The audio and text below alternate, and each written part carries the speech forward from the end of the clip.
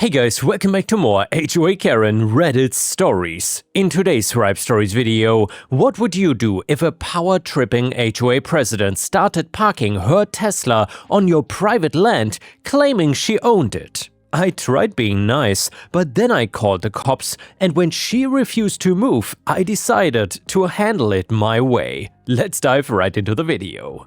And the first one is titled, HOA Karen parked her Tesla on my lawn, so I buried it in mulch. So I bought my property back in 2019 and it's been nothing but peace ever since. Well, until 6 months ago when the HOA Karen from hell moved in next door. Let me paint you a picture. My house sits on about 2 acres of land that I inherited from my grandma. It's technically inside the boundaries of a neighborhood, but my property predates the homeowner association by about 40 years. When they incorporated back in the early 2000s, my land was explicitly excluded. I got all the documentation, surveys and legal paperwork, and the HOA neighborhood is nice enough, but my place is different. I've got beautiful plants, a vegetable garden, some chickens in the back, and my lawn is whatever height I feel like keeping it. My property line is marked by a stone wall my grandma built in the 70s, and there's a gravel area just inside my boundary where I park my truck. Everything was fine until she showed up. My neighbors sold their house and the new president of the HOA board bought it. I'm gonna call her Karen because honestly, what else would I call her? Within a week of moving in, she was standing at my front door with a clipboard and the kind of smile that makes you want to check if your wallet is still in your pocket. And by the way, she was already living in the HOA neighborhood previously, but in another house. Hi there. I'm your new neighbor and HOA president. I wanted to introduce myself and give you these. She thrust a stack of papers at me. I took them a bit confused. What is this? Your HOA bylaws and a notice about your lawn. It is exceeding the maximum height by about 4 inches. You will need to mow it by Friday or there will be a fine. I actually laughed in her face. I'm not in your HOA. Her smile tightened. Everyone in this neighborhood is part of the HOA. Well, not me. My property predates your HOA and I was explicitly excluded when it formed. I have the paperwork. I don't think that's correct. It is. Check your records. She left, but I could tell she wasn't happy with this. That should have been the end of it, but it wasn't. 2 days later, another knock. This time, she had her husband with her, a guy who looked like he was desperately wishing he was anywhere else. I checked the records and while your property may have been excluded initially, we've updated our boundaries. You're inside them now. I kept my voice level. You cannot just expand your boundaries to include private property that never joined. That's not how property law works. Well, we'll have our lawyer look into it. In the meantime, you still need to mow your lawn. No. Her face went red. Excuse me? No. I'm not mowing my lawn to your specifications because I'm not in your HOA. Have a good day, Karen. I closed the door. Her husband muttered something that sounded like an apology as they walked away, and then the next week I got a bill in my mailbox. HOA dues for the quarter plus late fees for the lawn violation I'd supposedly committed, $375. I threw it in the recycling bin, and then came the calls. She had somehow gotten my phone number and started texting me about violations. My fence needed painting, my mailbox was not regulation, my vegetable garden was visible from the street and constituted an eyesore. On and on. I blocked her number, and that is when she started parking on my property. I noticed her Tesla in my gravel parking area one morning when I was heading out, and at first I thought maybe she had made a mistake, so I walked over to her house and knocked, and she answered in gym clothes holding a protein shake. Your car is parked on my property. Can you move it? Oh, that? Well, the street parking was full, and since you have all this empty space, I figured you wouldn't mind. It's only during the day while I'm working from home. Well, I do mind. It is my property. Please don't park there again. It's really not a big deal. Well, it is to me. Move your car. She rolled her eyes but didn't move it. Well, at least for one day, because the next morning it was back. I knocked again and this time she opened the door looking annoyed. What now? Your car's on my property again. Like I said, street parking is full. You're not using that space. That's not the point, Karen. It's my land, not community parking. You know, if you just paid your HOA dues and followed the rules like everyone else, we wouldn't have these problems. You're being really selfish. I stared at her. I'm being selfish for not wanting you to park on my private property without permission? You have all this land. What is a few square feet? Move your car, Karen. If it's there tomorrow, I'll have it towed. You cannot tow someone for parking on unused land. Watch me. She slammed the door. Her car was there the next morning and the morning after that and every single morning for 2 weeks. I called a towing company and they told me that since it was private property and clearly marked as such, they could tow it. But I would need to post visible notice first. So I put up a sign saying, "Private property, no parking. Violators will be towed." She parked there anyway, and when I called the towing company, they came out, looked at the situation and told me it would be $200. Fine by me. Except she came running out of her house screaming before they could even hook up her car. What are you doing? That's my car. The tow truck driver pointed at the sign. "You're parked on private property, ma'am. Owner requested a tow." This is harassment. "I'm calling the police." "Ma'am, you're welcome to do that, but you're still parked illegally on private property." She turned to me. You're doing this because you're mad about the HOA dues. "Well, I'm doing this because you keep parking on my land, even after I've asked you repeatedly not to." I will sue you for harassment. "Go ahead." The tow truck driver was hooking up her Tesla when 2 police officers arrived. She ran over to them crying about how I was harassing her and trying to steal her car. One of the officers walked over to me, asking, "What's going on here?" I explained the situation calmly and showed the sign I had posted. He walked over to where her Tesla was parked, looked at everything, and then came back. "Ma'am, this is his property. You're parked illegally." But he's not even using this space. "Doesn't matter. It is his land." This is ridiculous. I'm the HOA president. The officer's expression didn't change. "Well, that doesn't give you the right to park on someone else's property." She had to pay the towing company to unhook her car and she drove it away while glaring at me the entire time. The officers told me I had handled it correctly and that if she kept parking there, I should keep calling them, and I thought that would be the end of it, but it absolutely was not. The next day, I found a note on my door claiming I'd violated some obscure code about unauthorized towing on community property, $300 fine. I called my lawyer and he laughed and told me to save all the notices for the lawsuit he was gonna file if they kept harassing me, and then her car was back in my parking area the following week and the week after that, and every time I would call the towing company, she would come running out and move it at the last second, screaming about harassment. I was getting tired of this game, more than tired. I was done. That is when I had my idea. I own a landscaping business and it's a small operation, just me and 2 guys, but we do some good work. We had a huge delivery of mulch coming in for a commercial project and I'd arranged to have it dumped on my property temporarily, and when the mulch truck showed up, her Tesla was in its usual spot in my gravel area on my private property. The driver asked me where I wanted the mulch and I pointed at my parking area. "Right there. There's a car there." "I know." He looked at me, looked at the car and grinned. "You sure?"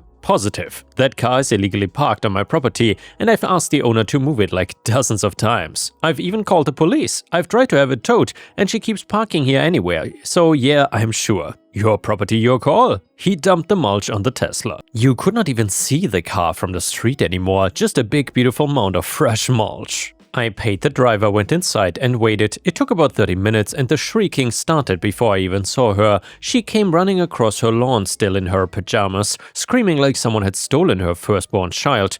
What did you do? What did you do to my car? I walked outside. "I had mulch delivered." You buried my car. "No, I had mulch delivered to my property. Your car happened to be illegally parked in the delivery zone." You did this on purpose. "You are right." "I did, and you've been parking on my property for weeks, despite me asking you nicely, calling the police and attempting to have your car towed. You ignored all of that, so I had mulch delivered to my property where your car was illegally parked." Her face was purple. You cannot do this. "I can actually, it's my property." I'm calling the police. "Go ahead. Tell them that you illegally parked your car on someone else's property and they had mulch delivered." And yeah, she called the cops on me. And yeah, the same 2 officers from before showed up, looked at the situation, and I swear one of them was trying not to laugh at this. She was screaming at them about property damage and demanding they arrest me, but the officer held up his hand. "Yeah, ma'am, is that your car under the mulch?" Yeah. "And is it parked on his property?" That's not the point. "Well, that's exactly the point. We've been here before, and we told you to stop parking here." He buried my car. He had mulch delivered to his own property, and your car was in the way. The other officer turned to me. "Did you damage her vehicle?" "Nope." The first officer turned back to her. "Ma'am, you need to take out your car and move it, and stop parking on his property." Are you serious right now? "Completely." This is insane. He buried my Tesla in mulch. The officer's expression didn't change.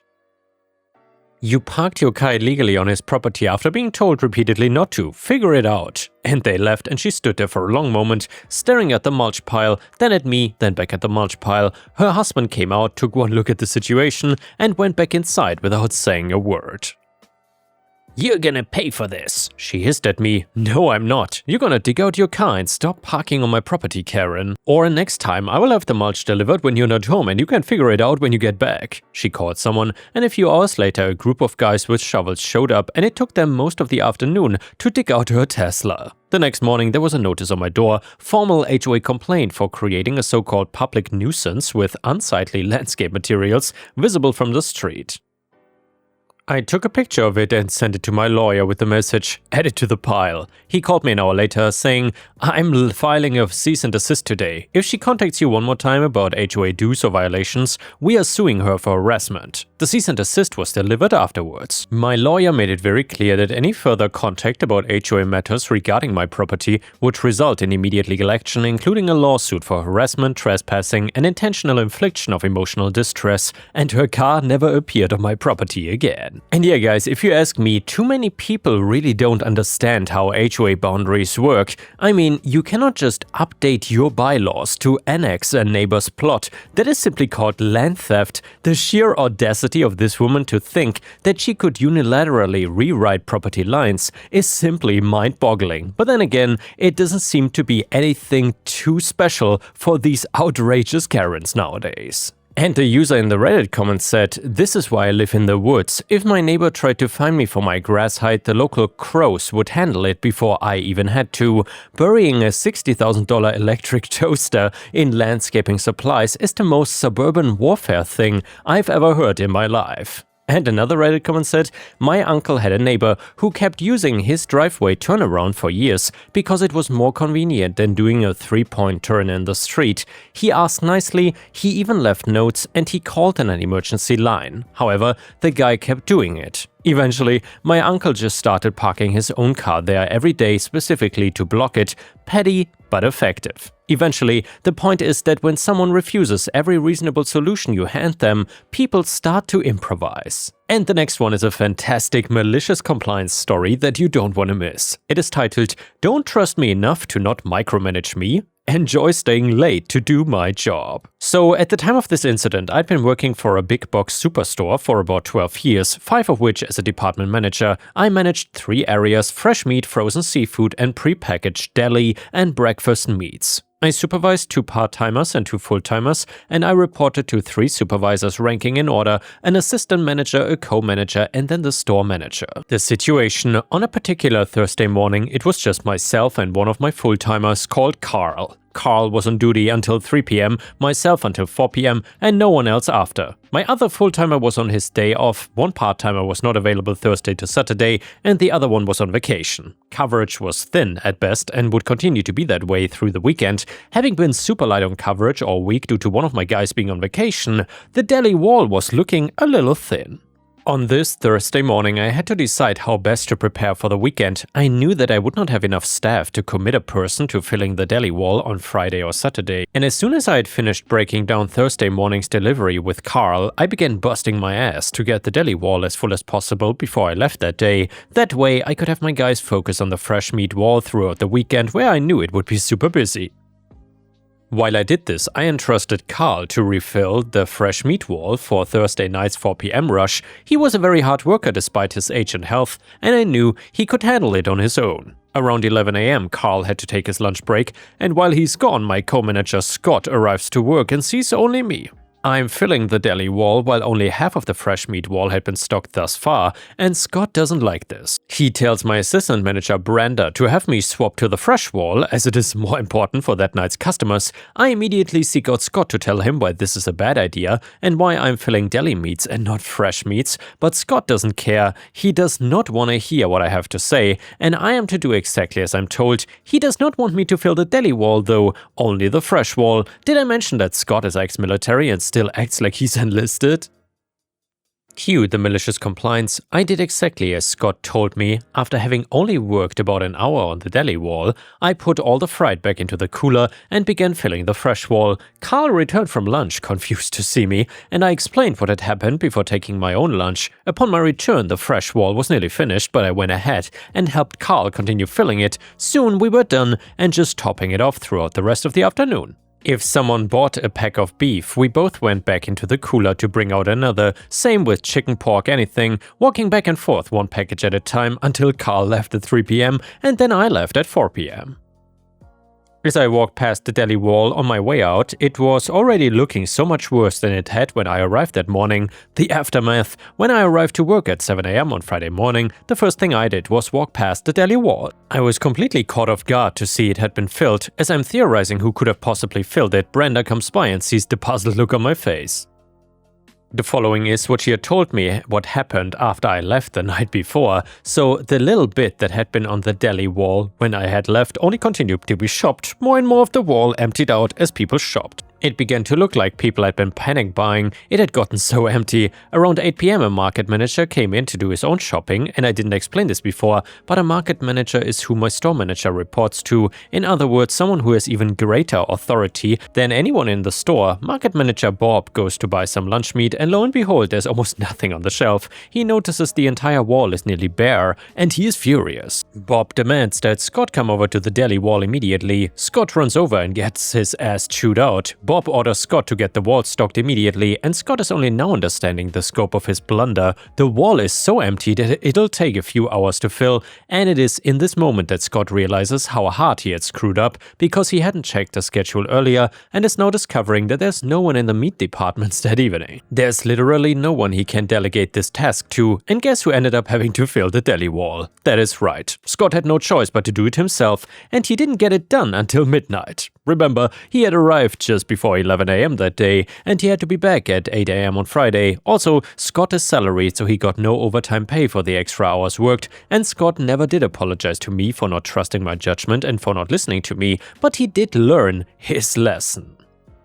And thankfully, from that day forward, he didn't try to micromanage me and let me run my departments unimpeded. The next one is a beautiful malicious compliance story, which is titled, "You want a physical signature for every single requisition? I hope you brought a comfortable chair." Hey, myself, Ethan and I work as a lead technician for a specialized industrial firm where we handle heavy machinery repairs. Now, because parts are expensive and often custom ordered, our old system was simple. I would email my manager, "Hey, we need a $4,000 hydraulic seal." He would reply, "Approved," and I would order it. Quick, efficient, and everyone was happy. Enter Kevin. Kevin is a new efficiency consultant turned director of operations. Kevin thinks that email is for lazy people and decided that to curb unauthorized spending, every single requisition, regardless of cost, now requires a physical ink-on-paper signature on a specific Form 400 hand-delivered to his office. I told Kevin that this was a bad idea because we are a high-volume shop. On a busy Monday, I might order like 40 different items ranging from $5 bolts to $10,000 engines,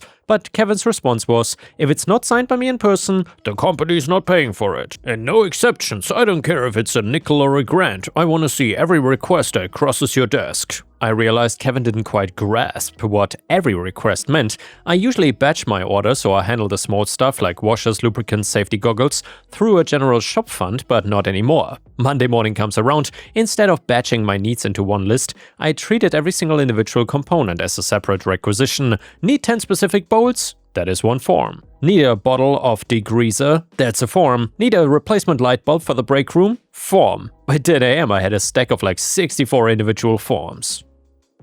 I walked into Kevin's office. He was on a conference call. I waited, and when he hung up, I laid the stack down. "Kevin, what is this?" "The requisitions for the morning. You said you wanted to see every request. I need these signed so I can get the shop running." It took him like 20 minutes to sign them all because he insisted on reading each one. By the time he finished, I was back with like 15 more, and by Tuesday he was visibly annoyed, and by Wednesday the fallout really began. Because I was spending half my day walking back and forth to his office and waiting for him to finish meetings to get signatures, the actual repair work slowed to a crawl. 3 major clients called to ask why their machines were not ready, and the breaking point was the emergency overnight. A local plant had a massive failure, and we needed a $12 O-ring to fix a $200,000 pump. It was around 4:45 p.m. and Kevin had already headed out for a networking dinner. Now, under the old rules, I would just buy it and get reimbursed, but under Kevin's no exceptions rule, I couldn't. I told the client, "I'm sorry, I don't have authorization to purchase the part until it is physically signed off by the director." The client was furious. They called the CEO. The CEO called Kevin at his dinner. Kevin told the CEO he would handle it in the morning. The CEO told Kevin to get his behind back to the office now. Kevin had to drive 45 minutes back to the office in his suit just to sign a single piece of paper for a $12 part. The next morning, a company-wide memo went out. "Digital approvals via email are reinstated for all items under $5,000. Kevin doesn't look at me anymore when I walk past his office.